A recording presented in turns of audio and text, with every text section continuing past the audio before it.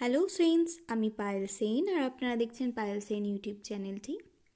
আজ আমি চলে এসেছি সম্পূর্ণ একটি নতুন বিষয় নিয়ে। আজকের বিষয় হলো রং।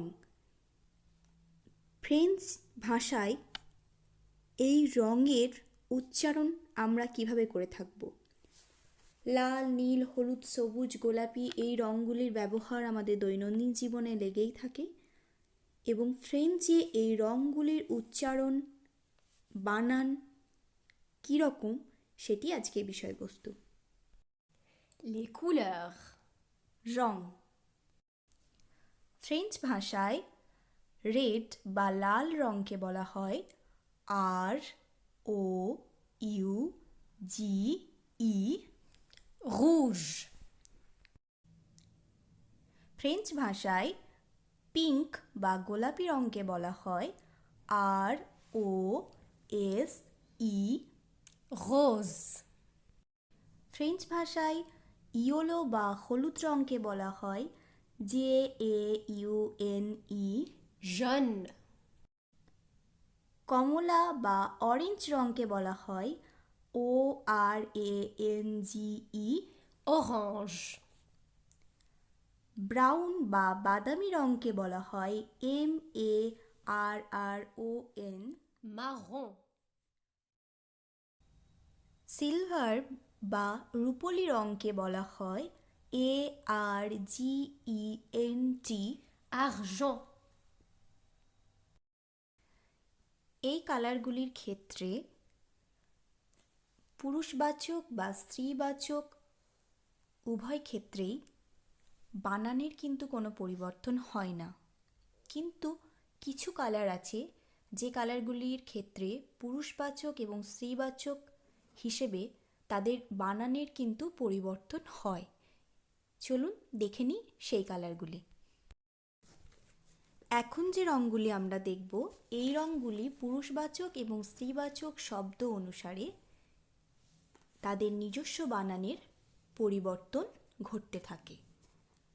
যেমন পার্পল বা বেগুনি রঙটির ক্ষেত্রে আমরা দেখব পুরুষবাচক শব্দে তার বানান এবং উচ্চারণ VIOLET।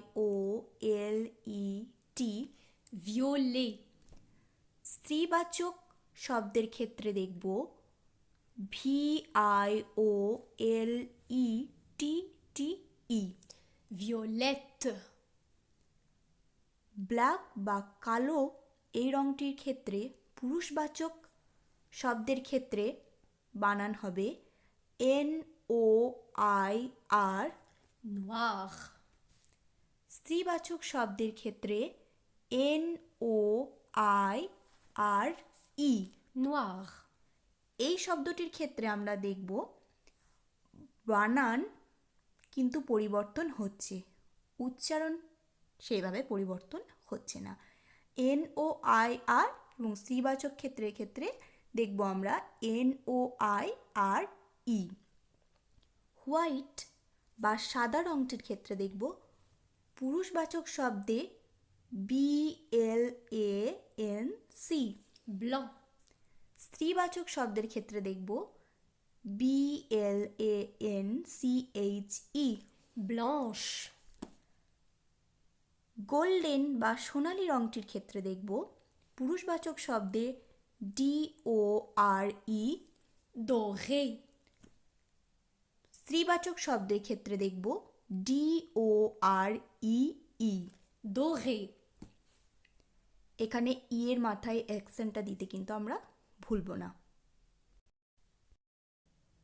আমরা একটু আগে দেখলাম বাদামি রং বোঝাতে ফ্রেঞ্চ ভাষায় আরেকটি অন্য বানান ব্যবহার করা হয়, কিন্তু সেই বানানটার সঙ্গে এই বানানের পার্থক্য এটাই, সেই বানানের পুংলিঙ্গ এবং স্ত্রীলিঙ্গ বাচক শব্দের ক্ষেত্রে কোনো পরিবর্তন ঘটে না, কিন্তু এই বানানটির ক্ষেত্রে পুংলিঙ্গ এবং স্ত্রীলিঙ্গ বাচক শব্দের ক্ষেত্রে পরিবর্তন ঘটে, কিন্তু দুটো বানানের অর্থই এক। BROWN ব্রাউন অর্থাৎ বাদামি রং পুংলিঙ্গবাচক শব্দের ক্ষেত্রে হয় BRUN। Brun. স্ত্রীলিঙ্গবাচক শব্দের ক্ষেত্রে হয় BRUNE। Brune. BLUE নীল পুংলিঙ্গবাচক শব্দের ক্ষেত্রে হয় BLEU। bleu, স্ত্রীলিঙ্গবাচক শব্দের ক্ষেত্রে হয় BLEUE। bleu, GREEN গ্রিন বা সবুজ রং পুংলিঙ্গবাচক শব্দের ক্ষেত্রে হয় VERT। vert, স্ত্রীলিঙ্গবাচক শব্দের ক্ষেত্রে হয় VERTE।